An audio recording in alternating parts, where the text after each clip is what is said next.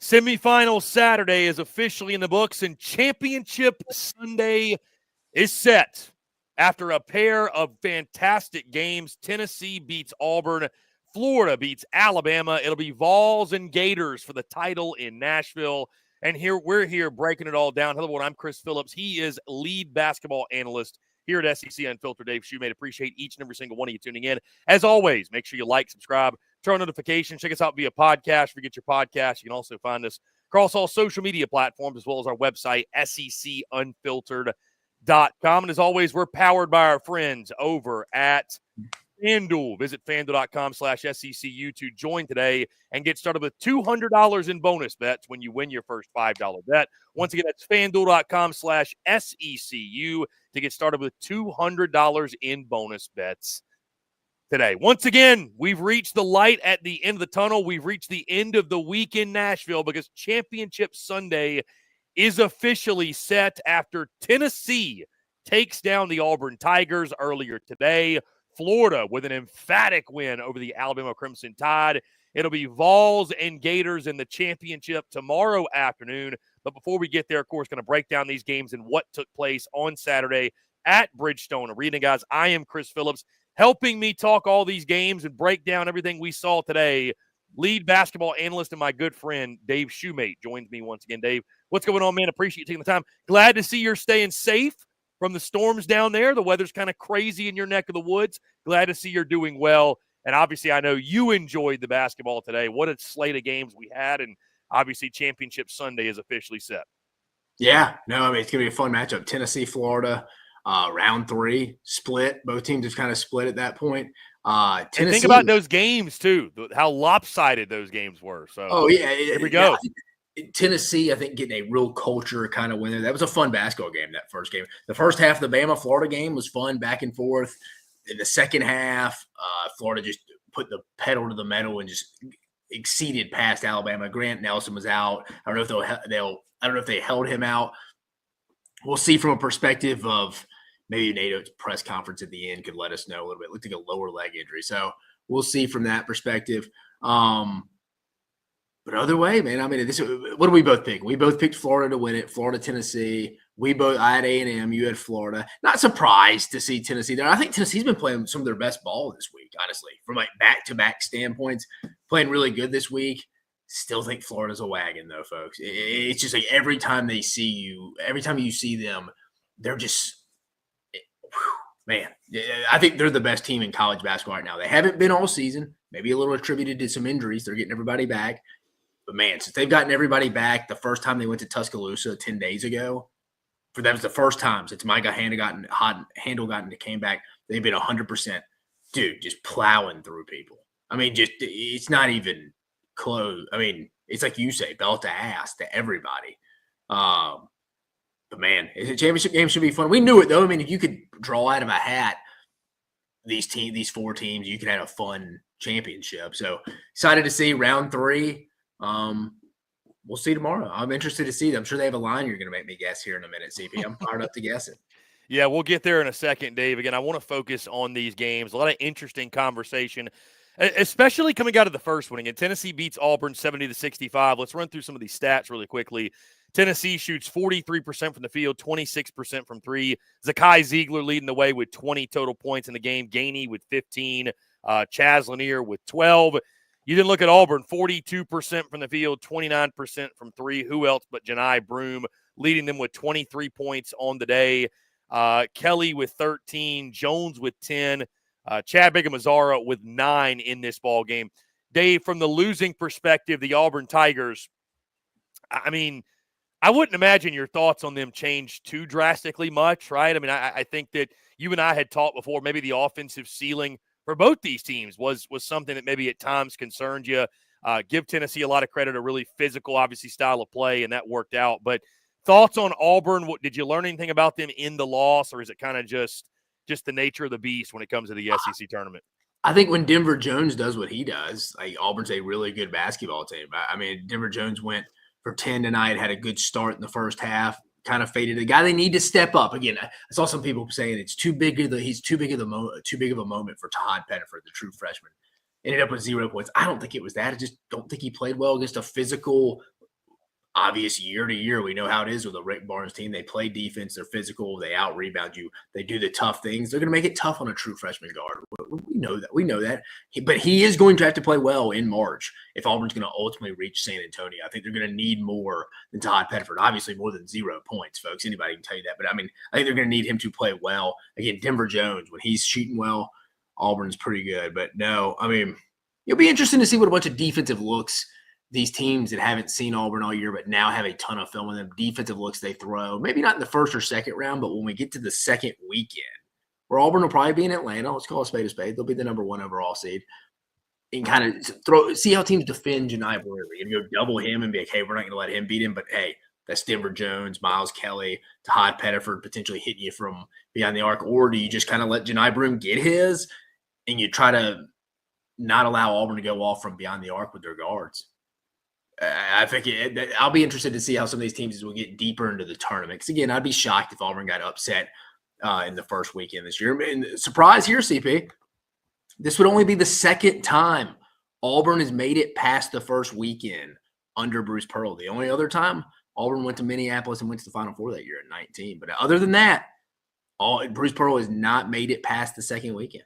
So that would be somewhat – I mean, again, mark that off the goal too. But I'm not concerned about that this year with Auburn, but I'll be interested from that perspective overall defensively, how teams defend them.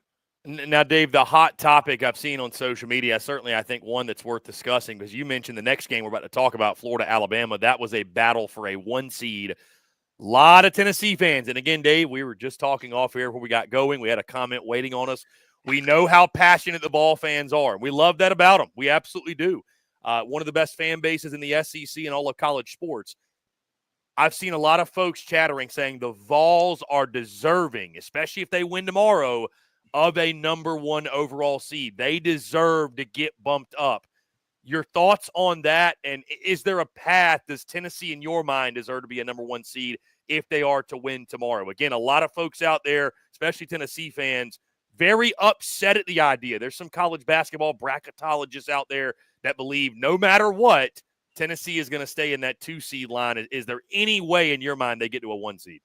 Yeah, I think Tennessee should at that point. But again, we always think about this, CP.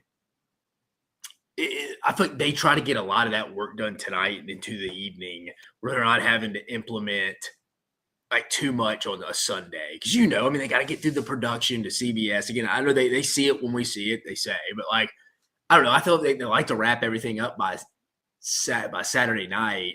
But to be fair to Tennessee, Florida is currently 4th in net, Tennessee 6th. That'll be updated going into tomorrow. But still, Tennessee would have won the series it'd be 2-1 against Florida if they won tomorrow. Won the SEC tournament, which I think this year is something to be proud about. Yeah, I wouldn't have a gripe, but man, yeah. You wouldn't have a gripe, and I think you'd have to bump Florida to the first 2 seed and Alabama to the next one. There from that perspective.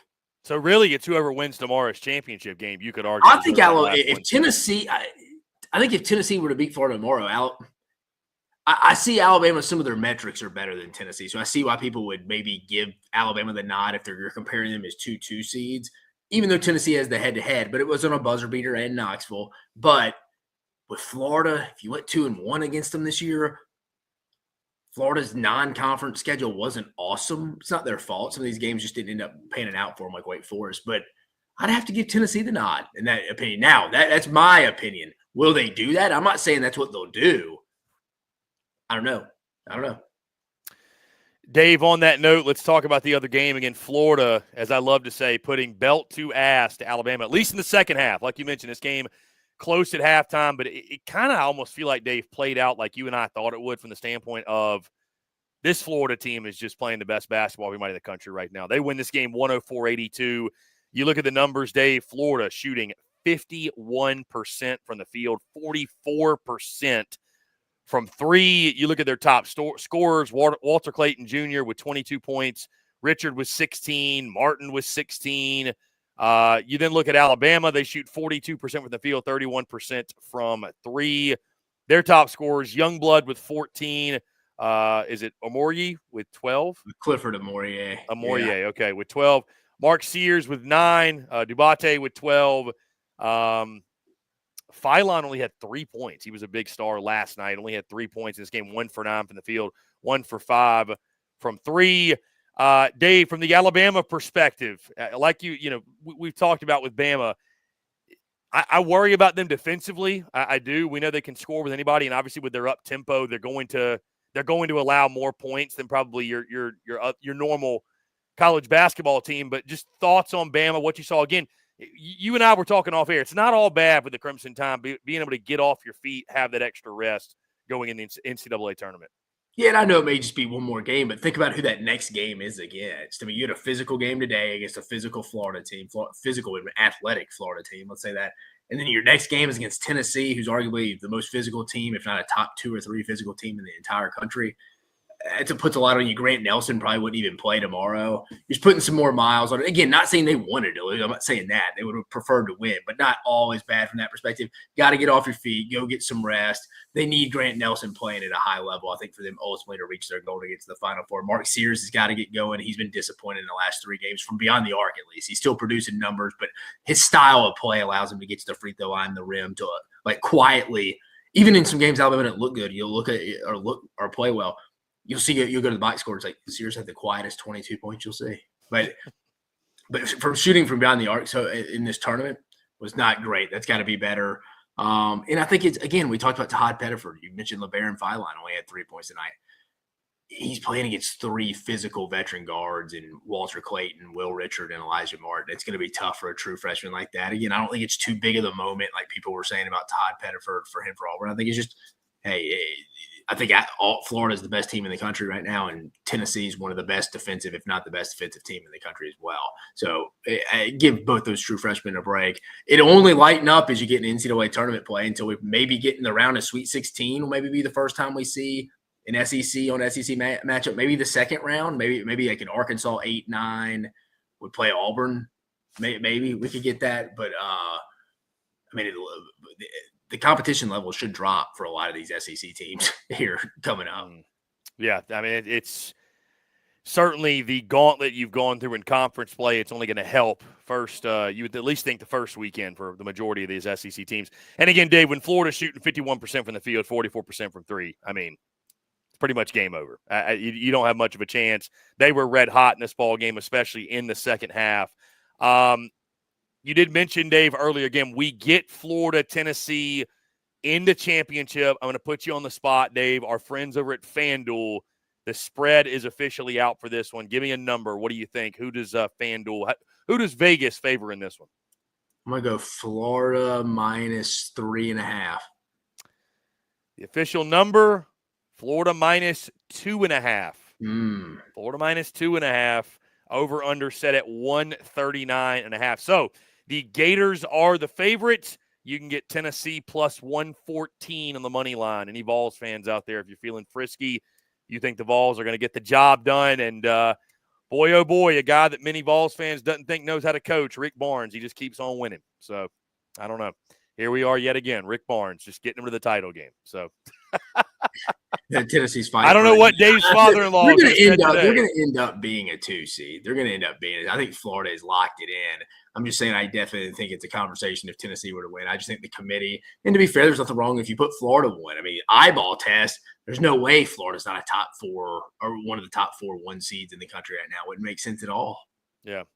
We got a few comments, Dave. Let's get into them. Ben makes the point, Florida not being a 1 seed will be criminal no matter what happens tomorrow.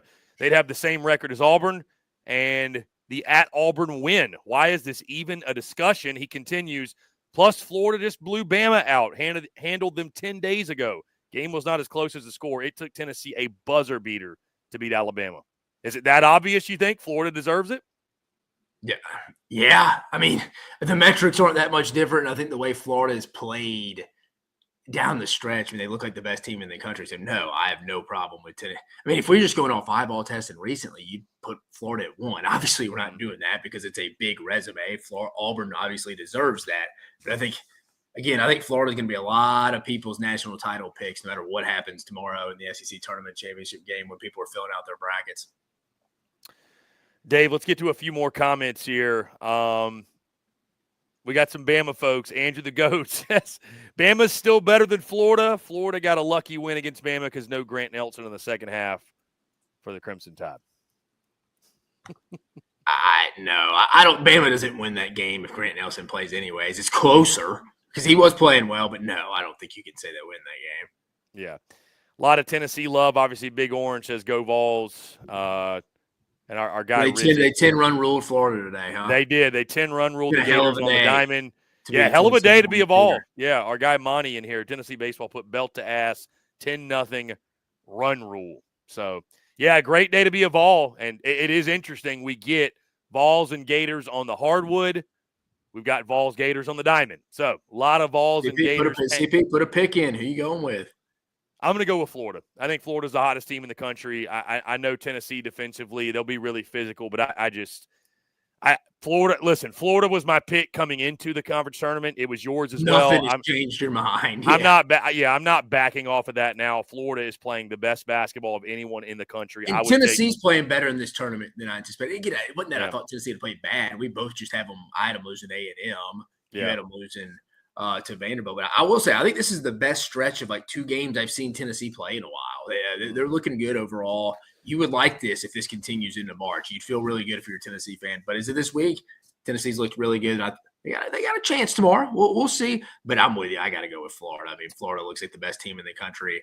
Nothing by 1 p.m. Eastern, noon Central tomorrow is going to change my mind with that. Maybe Tennessee wins the game. That wouldn't shock me. Maybe Zakai Ziegler goes off. Chaz Lanier, Gainey can always help. But I'm going to go with the best backcourt and probably the most underrated front court in the country, which makes the best team in the country to hoist the trophy. Florida will be your 2025 SEC basketball tournament champs. Yeah, I'll tip my cap to Tennessee if they can get it done and complete it. But right now I'm going to go Gators -2.5. Like you mentioned, Dave, for all the reasons you just said, Florida is the hottest team in the country. They are playing the best basketball. I think they will find a way to win and to cover tomorrow in Nashville. And again, guys, we're going to be reacting to it, breaking it all down. I believe tip-off is at 1 o'clock Eastern, noon Central. That is correct, on ESPN. Guys, we'll be live after that game, again, reacting to everything, breaking it all down. Should be an electric final no matter what. And then do not forget, it is Selection Sunday. We're going to know. I got to check on times, Dave. Do you know exactly when the bracket's coming out? It's like around 6 p.m. Eastern. Okay, so 6 Eastern. We're going to know the bracket around then. Around that time, Dave and I are going to go live again. We're just going to give you our initial thoughts and reactions to the bracket, who's seated where. Yeah, 6 p.m. Eastern on CBS. Yeah, who got in, who didn't. Obviously, I think the only one we're really kind of waiting and seeing is the Texas Longhorns. So that'll be the big one on the bubble. You know, are they in? Watch the American Conference for that one, folks. If you're a Texas Longhorn fan, you are a Memphis Tiger fan. Yeah, be sure to pay attention to that one. But again, Dave and I will go live around 6 o'clock, reacting to everything. Who got the 1 seeds, who's seated where, who's going where, who's in, who's out, what are the matchups, all that good stuff. And then on Monday, we'll actually preview the first round and give you our thoughts, predictions. We're both going to fill out brackets, and we encourage you to join the SEC Unfiltered Bracket Challenge as well on ESPN. Winner gets a free piece of merch. Just search the group SEC Unfiltered, or I will repost the link on social media as well here in the next 24 hours. So, Dave, really good stuff, man. A lot of fun. I'm excited for this championship game tomorrow. Vols, Gators. It's going to be one of the two. It should be a great game. And again, guys, that line right now, it could change, and I bet it will change the next 24 hours or so, or really 12 hours or so. Florida -2.5, over under 139.5. You want to bet on it, make sure you check out our friends over at FanDuel, because this bracket season, FanDuel's letting you make the call. Right now, new customers can get $200 in bonus bets when you win your first $5 bet. That's $200 extra bucks to bet on everything from clutch shots to last-second heartbreaks and even who's cutting down the net. So if you've been waiting to join, there's no better time. There's tourney action almost every day, and FanDuel has amazing bet types like spreads, totals, game props, and so much more. And again, Dave and I, we've been dropping our picks every single day. We're going to continue to do so in March Madness, guys. You can either tail us, you can fade us, do whatever you see fit, But make sure you visit FanDuel.com/SECU and get in on the college hoops action all tourney long. Must be 21 and up and present in flex states or 18 and up and present in D.C. First online real money wager only. $5 first deposit required. Bonus issued as non-withdrawable bonus bets expire 7 days after receipt. Restrictions apply. See terms at sportsbook.fanduel.com. FanDuel's offering online sports wagering in Kansas under an agreement with Kansas Star Casino, LLC. Gambling problem? Call 1-800-GAMBLER or visit FanDuel.com/RG. Call 1-888-789-7777 or visit ccpg.org/chat in Connecticut or visit mdgamblinghelp.org in Maryland. Hope is here. Visit gamblinghelplinema.org or call 800-327-5050 for 24/7 support in Massachusetts or call 1-8778-HOPE-NY or text HOPE-NY in New York. Guys, once again, we appreciate each and every single one of you tuning in. Thank you to those tuned in live. Thank you to those tuned in via podcast. And I appreciate my guy, Dave Shumate, over here. It's always a pleasure. We'll do this one more time, talking games in Nashville after the championship tomorrow afternoon. So, again, guys, as always, make sure you like, subscribe, turn on notifications. Check us out via podcast. Where you get your podcast. You can also find us across all social media platforms, as well as our website, secunfiltered.com. For lead basketball analyst at SECU, Dave Shumate, I am Chris Phillips. Appreciate each and every single one of you tuning in. And we will catch you all tomorrow after the championship game between the Vols and the Gators.